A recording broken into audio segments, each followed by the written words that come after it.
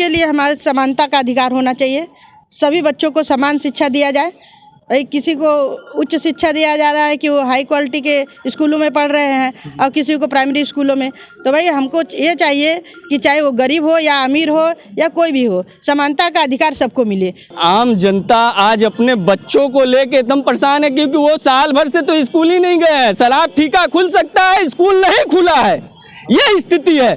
बच्चे पढ़ना भूल गए हैं। हमारे साथ इसमें मौजूद हैं यहाँ पे माधुरी जी, जो कि अजगरा विधानसभा से नामांकन दाखिल की हैं और जानते हैं इन्हीं की जुबानी कि किस दल से नामांकन की हैं, क्या विशेष मुद्दे होंगे और कैसे शिकस्त देंगी मौजूदा यहाँ पे निकटतम प्रतिद्वंदी को। जी माधुरी, स्वागत है। किस दल से आप आ रही हैं इस बार चुनाव में? मैं अधिवक्ता माधुरी वर्मा, मैं नेशनल पीपुल पार्टी, चुनाव निशान मेरा किताब है, मैं इस दल से हूँ। जी माधुरी जी, अगर बातें की जाए जैसे जो चुनाव लड़ने जा रही हैं अजगरा से, अजगरा में 2012 में टी राम जी थे, वहाँ पे चुनाव जीते थे बीएसपी से। अब वो 2022 में बीजेपी के सिंबल से आके लड़ रहे हैं यहाँ पे। तो कितना कड़ा मुकाबला, कितना आसान, क्या कहेंगी आप? हमारे लिए कोई कड़ा मुकाम नहीं है, क्योंकि मैं तो एक अधिवक्ता हूँ। मैं समाज की आवाज़ खुद उठाती हूँ और मेरे लिए उन ऐसे लोगों का सामना करना कोई मामूली बात, हल्का बात है। हमारे लिए कोई बड़ी बात तो है नहीं। और दूसरी बात, हमारी आवाज़ है महिलाओं के लिए। जो भाई महिलाओं को आज तक सम्मान नहीं मिला, उनके लिए हम जाके डोर टू डोर उनसे संपर्क करके, उनसे बातें पूछ के जो न्याय होगा उनको हम दिलाएंगे। देखिए, टी राम जी की अगर बातें की जाए तो 2012 में बीएसपी से जीतते हैं चुनाव। हमें याद आता है साथ 2012 में चुनाव जीते, तो उसके बाद फिर 2019 लोकसभा में मछली शहर से चुनाव लड़े थे बीएसपी से। मगर इसके बाद 2022 में अब ये बीजेपी कैंडिडेट हो गए। तो ये जो चेहरे जो हैं, मतलब कि दल बदल की जो राजनीति है, क्या कहेंगी आप? जो दल बदल की राजनीति, देखिए भैया, पाँचों उंगली हाथ में बराबर नहीं होती है। कब किसकी मंशा क्या पलट जाए। भाई अपने स्वार्थ के चक्कर में आदमी कभी भी कहीं भी जा सकता है। हो सकता है भाई वो अपने स्वार्थ के लिए गए हों कि हम बसपा को छोड़ के जा रहे हैं, भाजपा में जा रहे हैं। भाई अब तो जनता उनको बताएगी ना कि आप क्या कर रहे हैं मेरे साथ और समाज के साथ क्या कर रहे हैं। उसके लिए अब जनता उनको न्याय बताएगी, इनके साथ क्या होगा। विशेष मुद्दे क्या होंगे अजगरा विधानसभा में? अजगरा में जो डेवलप की जो बातें की जा रही हैं, जो बीजेपी के जो दावे हैं, हालांकि एनडीए से जुड़े हुए वहाँ से कैलाशनाथ सोनकर थे सुभाषपा से, तो उनका टिकट कट गया, सुनील सोनकर आ गए हैं वहाँ पे गठबंधन वाली पार्टी से। तो जो मुकाबला होगा किस तरीके से होगा, क्षेत्र में विशेष मुद्दे क्या होंगे आप? हमारा विशेष मुद्दा सबसे पहले शिक्षा पे है। जितने भी लोग शिक्षित नहीं हैं, हम डोर टू डोर जाके पता करेंगे, जिसके घर छोटी बच्चियां हैं, बड़े लोग हैं या शिक्षा से अलग रह रहे हैं। तो हमारा तो वैसे भी चुनाव निशान किताब ही है। तो मैं शिक्षा से सबसे ज़्यादा जोड़ दूंगी लोगों से कि सभी लोग, हमारे समाज के, हमारे गांव के, हमारे लोग, पूरे समाज के लोग शिक्षित हो जाए। शिक्षित रहेंगे तो अपनी आवाज़ उठा सकते हैं, तो अपनी बातें हर जगह कह सकते हैं। अच्छा देखिए, शिक्षा की अगर बातें की जाए तो जहाँ सरकारी स्कूल जो हैं, जहाँ पे दावे हैं आम आदमी पार्टी के कि दिल्ली मॉडल की बातें करते हैं, अब बीजेपी के दावे हैं कि बेहतर इसमें शिक्षा क्षेत्र में हम कर रहे हैं। तो क्या कुछ परिवर्तन नज़र आए हैं या शिक्षा की स्थिति वही है उत्तर प्रदेश की? अभी तो कुछ कुछ लग रहे हैं, लेकिन पूरी तरह नहीं है। भाई जहाँ एकदम नहीं था, लेकिन हाँ, ये कोरोना काल की वजह से जान लीजिए शिक्षा पे बहुत ही गहरा संबंध पड़ रहा है कि इससे शिक्षा के लिए लोग, बच्चे स्कूल नहीं जा रहे, तो शिक्षा पर तो जोर पड़ेगा ही कि नहीं पढ़ रहे हैं तो इसका क्या मतलब, आप लोग समझ ही रहे होंगे। अच्छा देखिए, शिक्षा के लिए तो बहुत से वादे किए गए, तमाम सरकार वादे करती है। एक गरीब परिवार का जो लड़का है, एक प्राइमरी पाठशालाओं में पढ़ा, पहले की शिक्षा, सन 90 से पहले की शिक्षा की अगर बातें की जाए, जो शिक्षक जो शिक्षा देते थे, आज वो पढ़े लिखे लड़के जो हैं आज IAS IPS तमाम पदों पे पहुँचे हुए हैं। और वहीं कॉन्वेंट स्कूल के जो लड़के हैं उनके लिए बहुत ज़्यादा पैसे खर्च किए जा रहे हैं। तो ये दोहरा मापदंड नज़र आता है शिक्षा के क्षेत्र में, जो एक आम जनमानस, जो एक आम नागरिक जो है, वो कहीं ना कहीं से अपने आप को ठगा हुआ महसूस करता है। इन वादों को कैसी आवाज़ उठाएंगे आप? भाई उसके लिए हमारे समानता का अधिकार होना चाहिए। सभी बच्चों को समान शिक्षा दिया जाए। भाई किसी को उच्च शिक्षा दिया जा रहा है कि वो हाई क्वालिटी के स्कूलों में पढ़ रहे हैं और किसी को प्राइमरी स्कूलों में। तो भाई हमको ये चाहिए कि चाहे वो गरीब हो या अमीर हो या कोई भी हो, समानता का अधिकार सबको मिले, सबको शिक्षा बराबर की हो। सभी लोग सरकारी कॉन्वेंट में पढ़े। भाई सभी लोग या तो हाई फाई स्कूल में पढ़ रहे हैं, तो उसके लिए सरकार व्यवस्था करे कि गरीब लोग भी हाई फाई स्कूल तक पहुँच के अपनी बातों को शिक्षा को ग्रहण कर सके। अच्छा, सिलेंडर के भी मुद्दे हैं, जैसे यहाँ पे महंगाई को लेकर तमाम मुद्दे विपक्षी बना रहे हैं इसे, तो ये कितना कामयाब होगा ये मुद्दा जो है? सिलेंडर के लेके जो बातें चल रही है, वाकई भाई शुरू में सिलेंडर 400-500 रुपये तक का आ रहा था, अभी 1000 रुपये का हो गया। तो एक तरीके से महंगाई तो बढ़ा ही रहे हैं। देने से क्या मतलब है?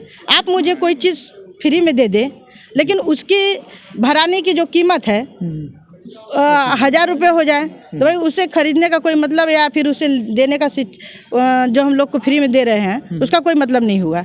ये राशन वगैरह जो दिए जा रहे हैं इस समय, फ्री राशन और तमाम सामान जो दिए जा रहे हैं, तो ये बीजेपी कैंडिडेट्स को कितना लाभ पहुंचाएंगी इसमें, और क्या नज़रिया है आपका?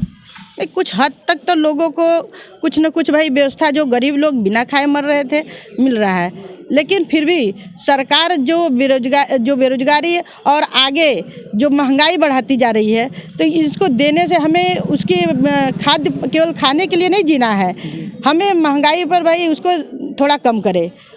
जो आप महंगा एकदम राशन करते जा रहे हैं और हमें फ्री में दे रहे हैं, इसका कोई मतलब तो हुआ नहीं।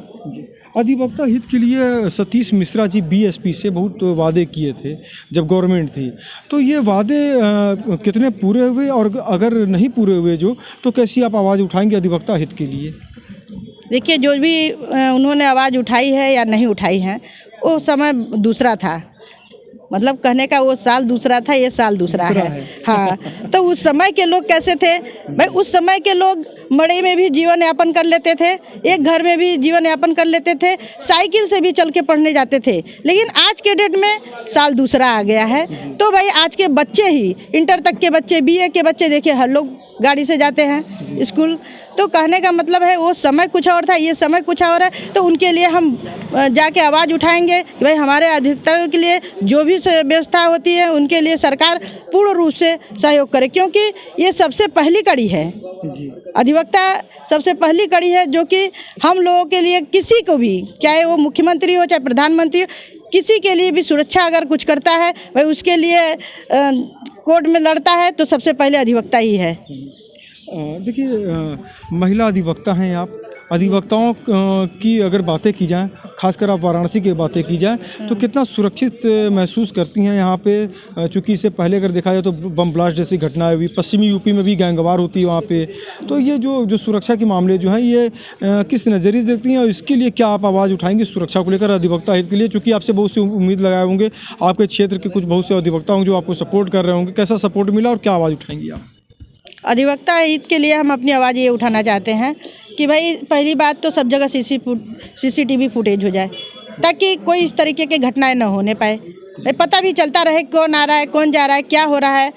इसलिए, और जो महिलाओं के साथ आज तक सुरक्षित नहीं है, तो उनके लिए भी गांव-गांव तक या फिर उस रास्ते तक, रोड तक CCTV फुटेज होना चाहिए, ताकि किसी तरीके के वारदात घटे तो जानकारियां तो प्राप्त हो जाए।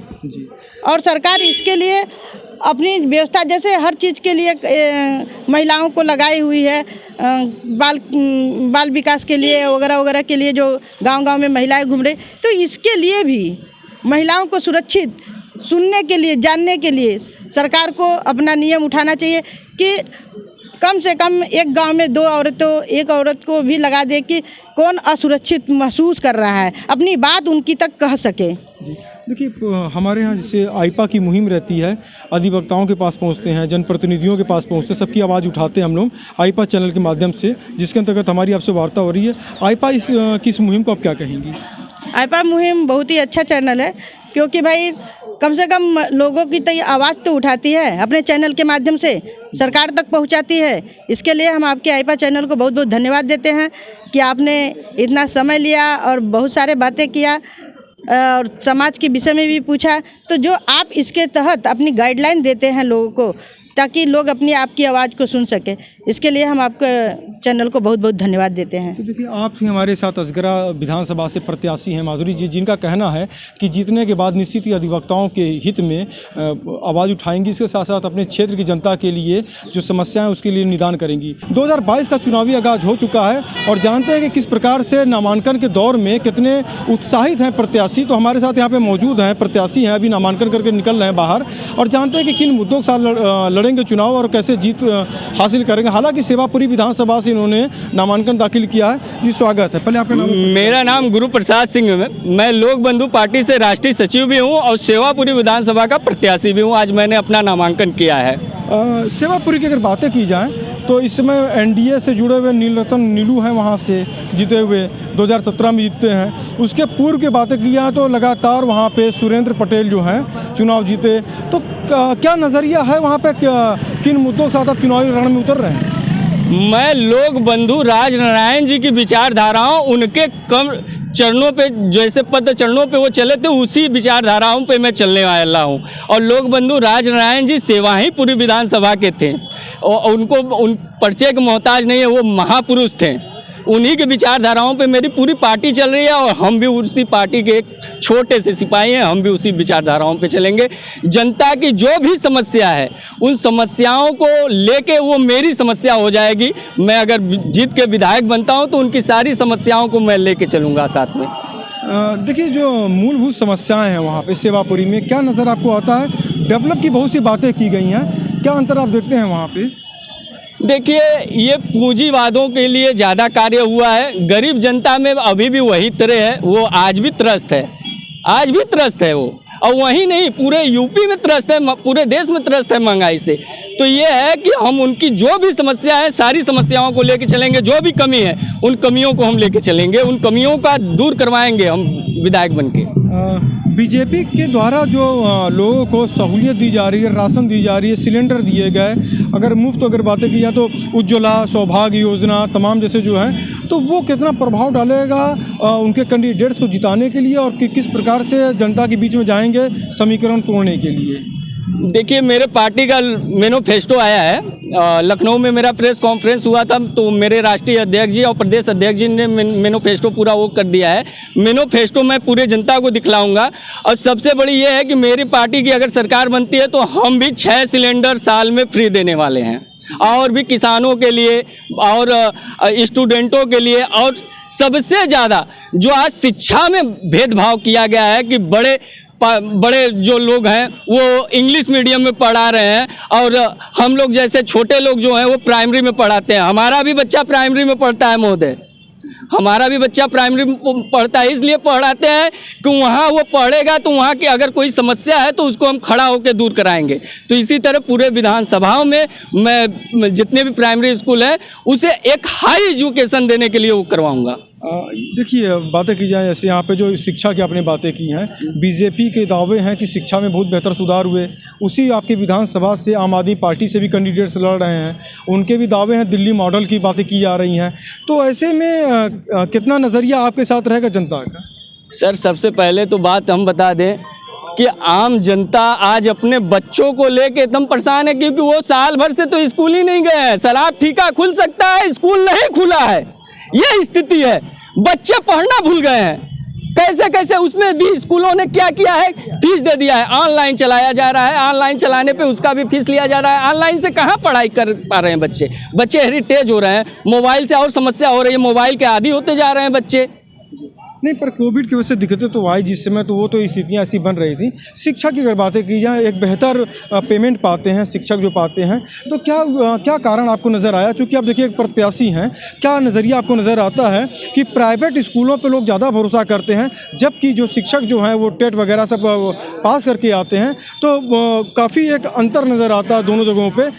क्या कहेंगे आप इस पर? बिल्कुल संपादक महोदय, आपने मतलब मेरे ही बातों को आपने कह दिया कि ये हाई एजुकेशन लेके प्राइमरी स्कूल में शिक्षा दी जा रही है और इंटर या तो ग्रेजुएशन लेवल का इंग्लिश मीडियम में जाके पढ़ाया जा रहा है, मगर वहाँ बच्चों को ज़्यादा पढ़ाया जा रहा है। इसी भरोसे को हम वहाँ कायम करेंगे कि यहाँ भी इंग्लिश सिस्टम से पढ़ाया जाएगा, टेबल कुर्सी डिजिटल सिस्टम यहाँ भी लगाया जाएगा प्राइमरी स्कूल में। तभी हम आगे बढ़ सकते हैं, तभी हमारा प्रदेश आगे बढ़ेगा और देश आगे बढ़ेगा। पूर्वांचल की एक बहुत बड़ी समस्या है, चूँकि आपके अंदर काफ़ी जज्बा है, पूर्वांचल में पिछड़ापन काफ़ी रहा। सवाल इसलिए है, कांग्रेस के दावे हैं कि जो भी विकास कार्य हुए हमारे द्वारा हुए, रेणुकूट हो, रेणु सागर हो, तमाम इंडस्ट्रीज की बातें हों। बीजेपी के दावे हैं कि हम मतलब कि डेवलप कर रहे हैं। तो इन दावों के बीच में आप किस प्रकार से यहाँ पे क्या ऐसे यहाँ पे रोज़गार के लिए कौन से ऐसे अवसर प्रदान करना चाहेंगे अपने पार्टी द्वारा अगर जीत के आप जाते हैं? देखिए, हमने पहले ही कह दिया है कि हमारे मैनिफेस्टो में सभी के लिए दे दिया गया है। और रह गई कांग्रेस और बीजेपी और अन्य दलों की, तो उनकी बात हम नहीं कर रहे हैं, हम अपने लोक बंधु पार्टी की बात कर रहे हैं। हमारी सरकार बनेगी तो लोक बंधु राजनारायण जी ने जो कहा है वो हम करके दिखाने वाले हैं। एक अंतिम सवाल आपसे है जी सर। आप यहाँ चुनाव लड़ने जा रहे हैं, पीएम नरेंद्र मोदी का संसदीय क्षेत्र है, पीएम नरेंद्र मोदी के संसदीय क्षेत्र में जो 5 विधानसभा लगती है उसमें एक सेवापुरी भी है आपका मुकाबला प्रधानमंत्री से है या निकटतम प्रतिद्वंदी से रहेगा? मेरा मुकाबला किसी से नहीं है, मैं तो सेवक हूँ। मैं मुकाबला करने के लिए नहीं आया हूँ, मैं सेवा करने के लिए आया हूँ। रण में उतरे हैं आप, तो वो तो तय करेगी, चुनाव तय करेगी, जनता तय करेगी ना। जनता मालिक है ना, और कहाँ कोई मालिक है? मालिक तो जनता है, सर्वोपरि मालिक जनता है। वो तो हमारे लिए वही है, जैसे मंदिर में बैठे ठाकुर जी हैं भगवान, ठीक उसी तरह हमारे लिए सेवापुरी की पूरी विधानसभा जितने लोग हैं सभी लोग उसी तरह हमारे लिए ईश्वर के तुल्य हैं। एक अंतिम सवाल और आपसे लेंगे हम, क्योंकि युवा हैं आप, जज्बा आपके अंदर काफ़ी बेहतरीन नज़र आ रहा है। एक अंतिम सवाल आपके साथ ये है कि स्किल इंडिया को किस नज़रिए से आप देखते हैं? लोगों को स्वावलंबी बनाने के लिए एक पहल की गई है जहाँ बेरोजगारी जैसे एक मुद्दे विपक्षियों द्वारा उठाए जा रहे हैं, स्किल इंडिया को किस माध्यम से आप देखते हैं, किस नज़रिए से देखते हैं? देखिए, अब बात करने का समय नहीं है, अब कार्य करने का समय है। और जब पार्टी बनेगी तो युवा से खुद पूछा जाएगा कि आपकी समस्या कैसे है, कैसे क्या कार्य किया जाए, और हमारे राष्ट्रीय पदाधिकारी सब बैठ के उस पर पुनः विचार करके, और जो युवाओं की सबसे बड़ी समस्या है आज बेरोजगारी, उसको कैसे दूर किया जाए, हमारे मैनिफेस्टो में दिया गया है, उसे पूरा वो देखा जाएगा। तो देखिए, आप हमारे साथ सेवापुरी विधानसभा से प्रत्याशी हैं, युवा हैं, जज्बा है, और इनका दावा है कि निश्चित ही जनता जनार्दन का वोट जो है आशीर्वाद के तौर पर मिलेगा और विधानसभा पहुंचकर अपने जनता की आवाज़ को उठाएंगे।